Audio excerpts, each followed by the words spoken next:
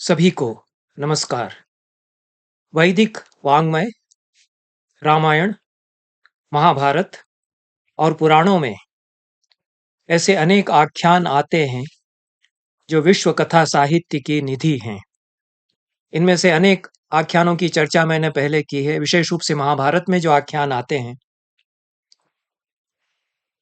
नल और दमयंती का आख्यान है, नलोपाख्यान है, सावित्री सत्यवान की कथा है, सावित्री उपाख्यान है। ये अजर अमर साहित्य है हमारा, और विश्व कथा साहित्य को हमारी अनोखी देन यह है। ऐसी ही कथाओं में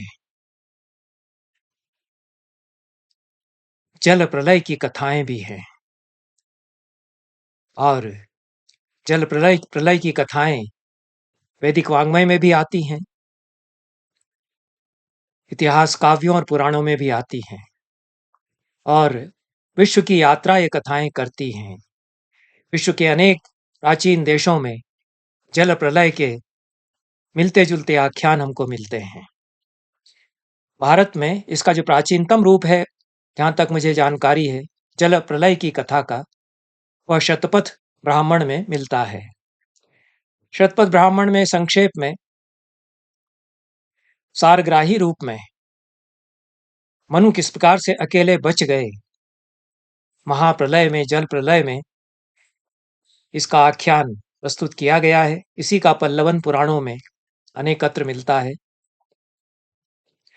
शतपथ ब्राह्मण में जिस प्रकार से यह कथा बताई गई है, उसको मैं अपनी दृष्टि से जैसा अनुवाद बनता है पढ़ूंगा, प्रस्तुत करूंगा। मनु प्रातःकाल हाथ धो रहे थे। अवनेनि जानस्य, ऐसा शब्द उसमें आया है। हाथ धोने के लिए सेवक उनके लिए जल लाते थे। प्रतिदिन की तरह जल लेकर के सेवक आए, और हाथ जब वे प्रक्षालन कर रहे थे तो एक छोटी सी मछली उनकी हथेली में, उनकी अंजलि में आ गई।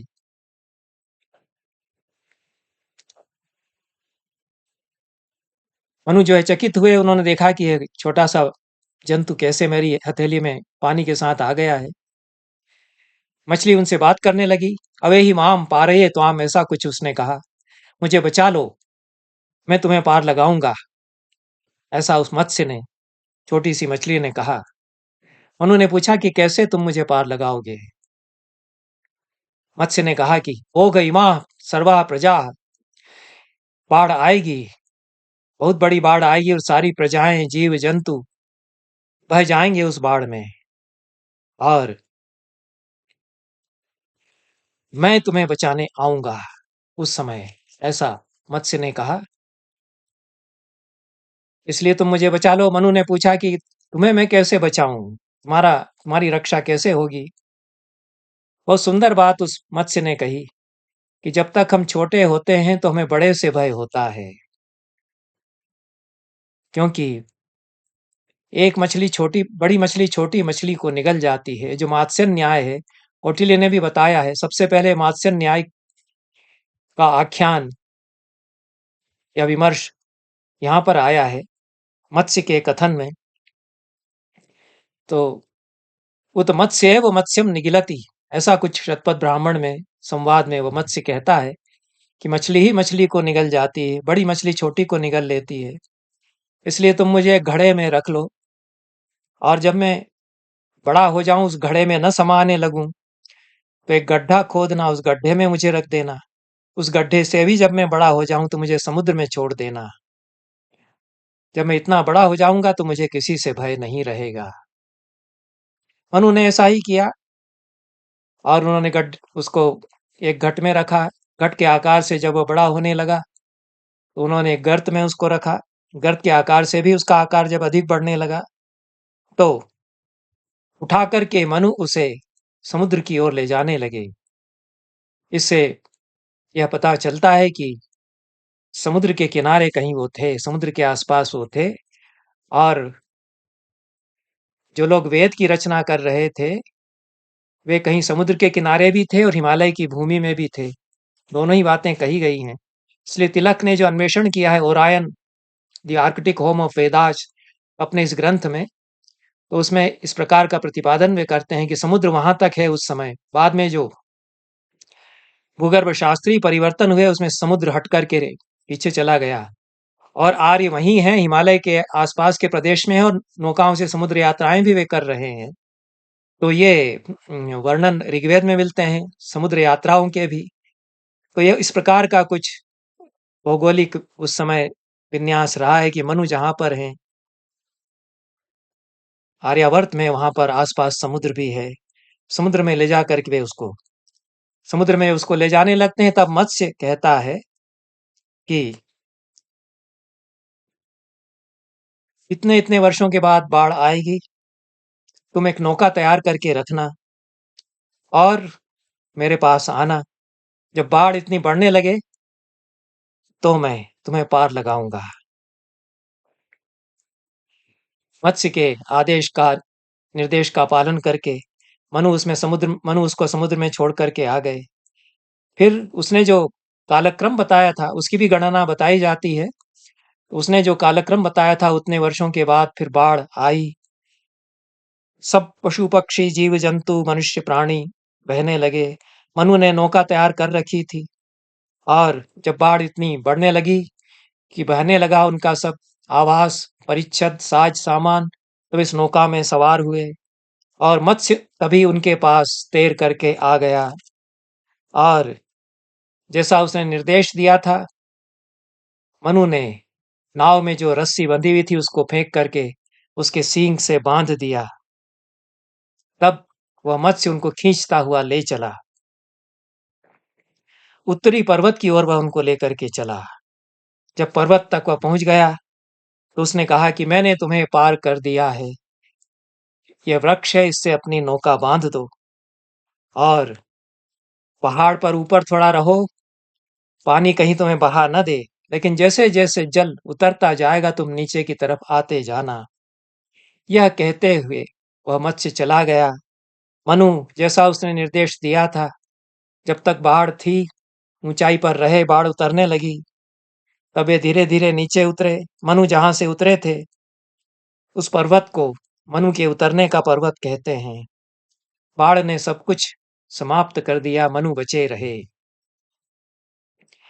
इतनी कथा शतपथ ब्राह्मण में। यह प्रलय की आई है, इसको महाप्रलय तो नहीं कह सकते क्योंकि मनु बचे रहे और हिमालय के ऊपर ऊपर जो जातियां थी वो भी बची रहीं, तभी तो इड़ा उनको मिलती है। प्रसाद की कामायनी में श्रद्धा उनको मिलती है, फिर इड़ा मिलती है, और भी प्राणी वहां मिलते हैं और भी लोग फिर आ जाते हैं मनु से मिलने। तो आर्यावर्त के क्षेत्र में प्रलय का दृश्य उपस्थित हुआ, सब कुछ बह गया। कदाचित इसी में सिंधु घाटी की सभ्यता भी, जो मोहनजोदाड़ो था, वह नगर भी बह गया होगा, ऐसा लगता है। ये बड़ा विनाशकारी दृश्य हुआ, प्रलयंकर घटना घटी, उसमें कुछ लोग बचे रह गए, उनसे सृष्टि फिर से चलने लगी। यह जो कथा है यह विश्व में अनेक देशों में चली। मेसापोटामिया का जो महाकाव्य है गिलगिमेश, यह बड़ा विश्व काव्य है। हमारे यहाँ जिस प्रकार से रामायण और महाभारत हैं, उस प्रकार का अत्यंत प्राचीन काव्य गिलगिमेश उनका है। उसमें देवता जगत के नाश के लिए प्रलय कर देते हैं, उसका वर्णन है। सारे के सारे जीव जंतु मनुष्य नष्ट हो जाते हैं। तब देवताओं को लगता है कि अब हमारा क्या होगा, क्योंकि मनुष्य हैं तो देवता हैं, मनुष्य हैं तो उनको बलि अर्पित करते हैं तो देवता बचे रहते हैं। उनको चिंता हुई कि मनुष्य जब नहीं रहे तो हमें बलि देने वाला कौन है। भूख और विषाद से वे बेहाल हो गए। यह गिलगिमेश महाकाव्य में है। तब उस महाकाव्य में यह वर्णन आता है कि एंकी नामक देव की दूरदृष्टि के कारण एक मनुष्य अपने परिवार के साथ और अपने पालित पशुओं के साथ बच गया था। उस देवता ने एक मनुष्य को और उसके परिवार को बचा लिया था। जो मत्स्य हमारे यहाँ आता है बचाने के लिए, वहां पर वह एक एंकी नामक देवता है और उस मनुष्य को, एक मनुष्य को उसने बचा लिया, वही नोह है। उस नोह से फिर से मनुष्य सभ्यता उठ खड़ी हुई, फिर से सृष्टि होने लगी। यह आख्यान मेसोपोटामिया के हजारों वर्ष पुराने महाकाव्य में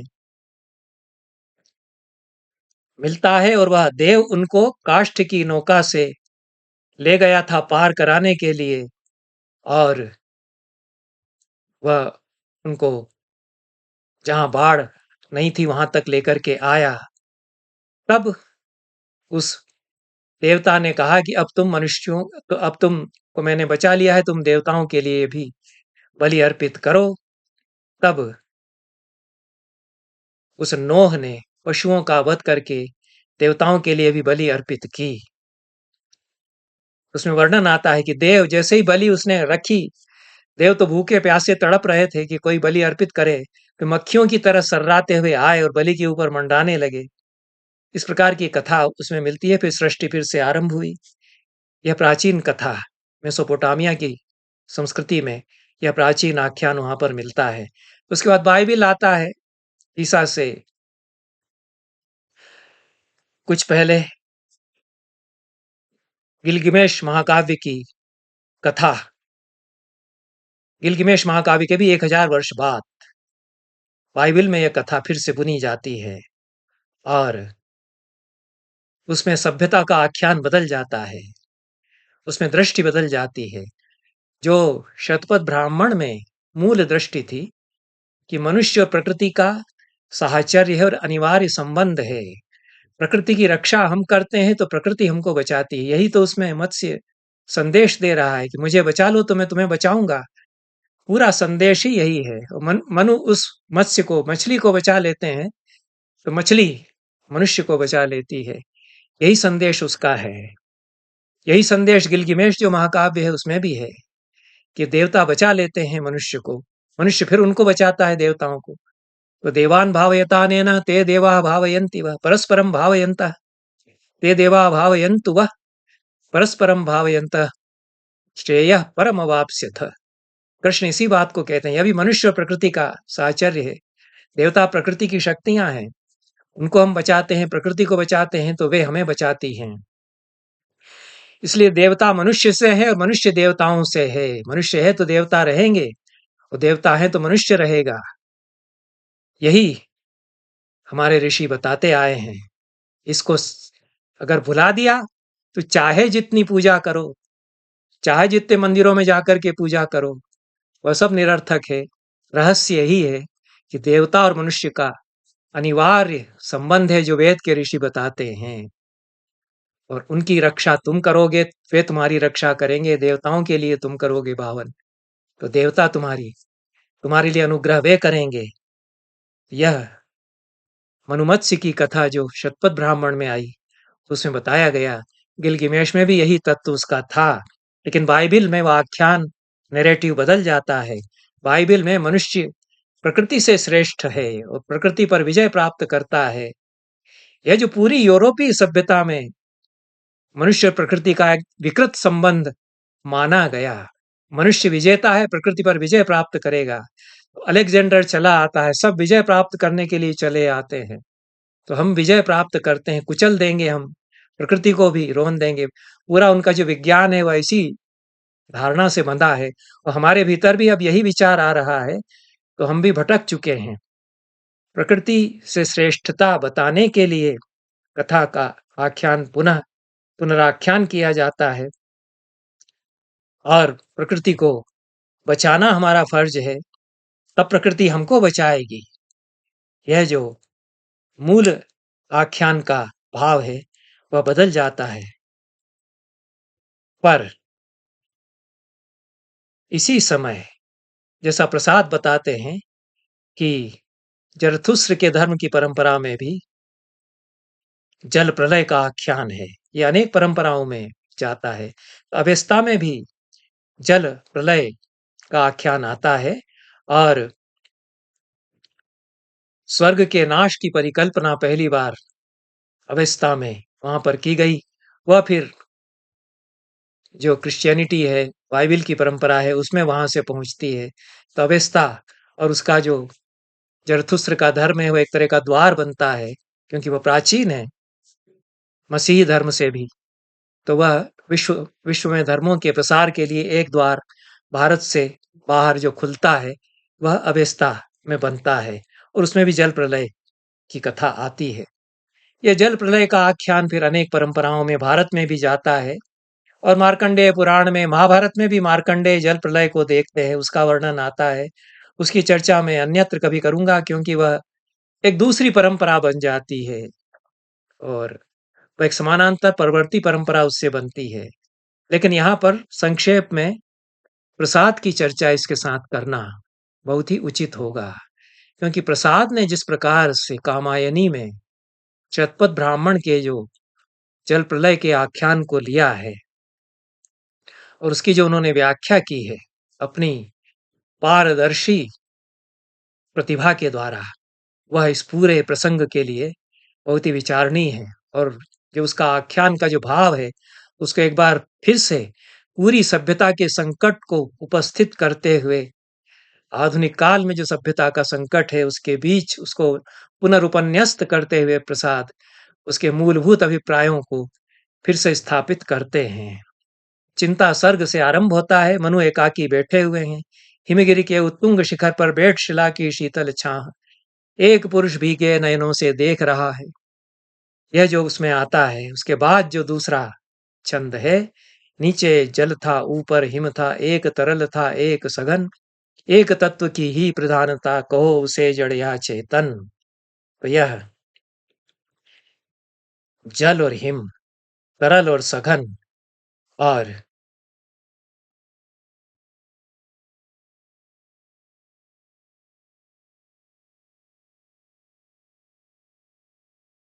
जड़ और चेतन,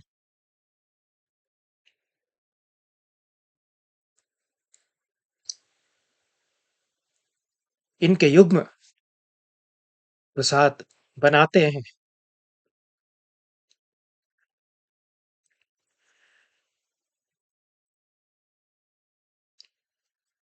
मैं इसलिए रुक गया कि इसको पढ़ते हुए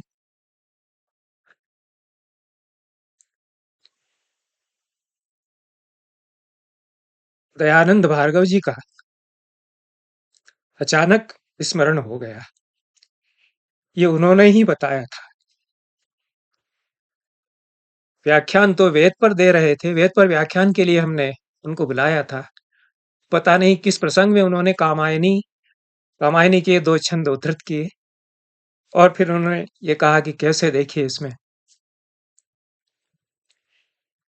जल और हिम, तरल और सघन, जड़ और चेतन के युग्म प्रसाद ने बनाए हैं। तो यह इसको फिर शैव दर्शन से कैसे जोड़ा जाता है। शिव दर्शन में फिर शिव शक्ति, प्रकाश और विमर्श, इनके युग्म बनते हैं। तो जड़ या चेतन का एक ही तत्व सब में समाया हुआ है, एक ही तत्व की प्रधानता है। यह तत्वबोध फिर प्रसाद इसमें लेकर के आते हैं और शक्ति और प्रकृति को युग्म के रूप में वे उपस्थित करते हैं। तब यह जो प्रकृति के प्रति जो भाव है कि वह शक्ति है जो हमें बचाती है, शक्ति उसमें विद्यमान है। यह प्रकृति के फिर दो रूप हो जाते हैं कि उसका भौतिक रूप है जो विनत है और उसमें एक शक्ति है। तो शक्ति रही, हाँ शक्ति प्रकृति थी, पदतल में विनम्र विश्रांत शक्ति थी, वही प्रकृति थी। यह प्रसाद कहते हैं। जलप्लावन के आख्यान की वे मनोवैज्ञानिक व्याख्या करते हैं और यह जो प्रसाद की व्याख्या है, वासना का प्रवाह है वह ऐसा ऊब चूब हो उठा है कि अंततः प्रलय जलधि में उसको मिल जाना होता है, ऐसा वे कहते हैं। तो जो मनुष्य की लिप्सा है, वासना है, वह प्रलय की ओर ले जाती है। प्रकृति का दोहन करने की जो उसकी वासना है, उससे प्रलय होगा, यह फिर संकेत उसमें देते हैं। तो भरी वासना सरिता का वह कैसा था मदमत प्रवाह, प्रलय जलधि में संगम जिसका देख हृदय था उठा कराह। यह भी चिंता सर्ग में ही आता है। और फिर पुनः सृष्टि आरंभ होती है। महाशून्य में, अनस्तित्व में से अस्तित्व सुख बुगाता है, धू-धू करता नाच रहा था अनस्तित्व का तांडव नृत्य। अनस्तित्व के भीतर स्पंद होता है, उस स्पंद में विद्युत कण है। आकर्षण विहीन विद्युत कण बने भारवाही थे भृत्य, ऐसा कहते हैं। स्पंदित होते इस अनस्तित्व के आख्यान के साथ चिंता नामक पहला सर्ग समाप्त हो जाता है। फिर शैव दृष्टि के अनुसार, शैव दर्शन के अनुसार फिर सृष्टि प्रक्रिया का आख्यान प्रसाद रचते हैं। अनस्तित्व में आशा प्राण समीर बनकर व्यक्त होती है और मनु को यह प्रत्यय होता है कि वे हैं। वे अहम प्रत्यवमर्श वह होता है, मैं हूं। यह वरदान सदृश करने लगते हैं, क्यों लगा गूंजने कानों में। मैं भी कहने लगा मैं रहूं शाश्वत नभ के गानों में। यह उसी की एक व्याख्या है। और अहम प्रत्यवमर्श में अकार से हकार तक शिव और शक्ति से लगाकर जो सारे तत्व हैं, उनका जो विमर्श नहीं प्रत्यवमर्श बनता है, वह शिव दर्शन में उसकी अवधारणा मुक्ति की ओर ले जाती है। यह जो बताया गया, इसको फिर प्रसाद उसमें फिर से उपन्यस्त करते हैं और कामायनी में जल प्रलय का एक आख्यान शतपथ ब्राह्मण से लेकर के संकेत प्रसाद रचते हैं। वह ऐतिहासिक दृष्टि से भी बात करते हैं। प्रसाद महापंडित हैं और आदि भौतिक दृष्टि, आदि देविक दृष्टि और आध्यात्मिक दृष्टि, तीनों दृष्टियों से वे आख्यान की व्याख्या करते हैं। सभ्यता के विमर्श की दृष्टि से भी वे व्याख्या करते हैं और हमारी जो इतिहास दृष्टि है, उसकी दृष्टि से वे इतिहास की व्याख्या यहाँ करते हैं। और ऋग्वेद का समय जल प्रलय के पहले का है, यह भी वे बताते हैं। तो ये जो मनुमत्स्य कथा ये जो आती है शतपथ ब्राह्मण में, ऋग्वेद के बाद घटना घटी, तभी ये शतपथ ब्राह्मण में ये कथा आई। क्योंकि ऋग्वेद की ऋचाओं में जल प्रलय का वर्णन नहीं मिलता। अथर्ववेद के कुछ मंत्रों में उसका उल्लेख आता है, जो कि परवर्ती हो सकते हैं। यह बात भी प्रसाद कहते हैं। इसलिए संक्षेप में मैंने जल प्रलय की चर्चा की है और उसमें प्रसाद का क्या योगदान है, उस पर मैंने बात की है। यहीं पर इस चर्चा को विराम देते हैं और आज की यह चर्चा प्रातः स्मरणीय हमारे समय के एक बड़े मनीषी दयानंद भार्गव जी को मैं अर्पित करता हूँ। आज ही उनका अवसान हुआ। इसके अतिरिक्त तो कुछ मैं नहीं कह सकता हूँ। बहुत बहुत धन्यवाद। नमस्कार।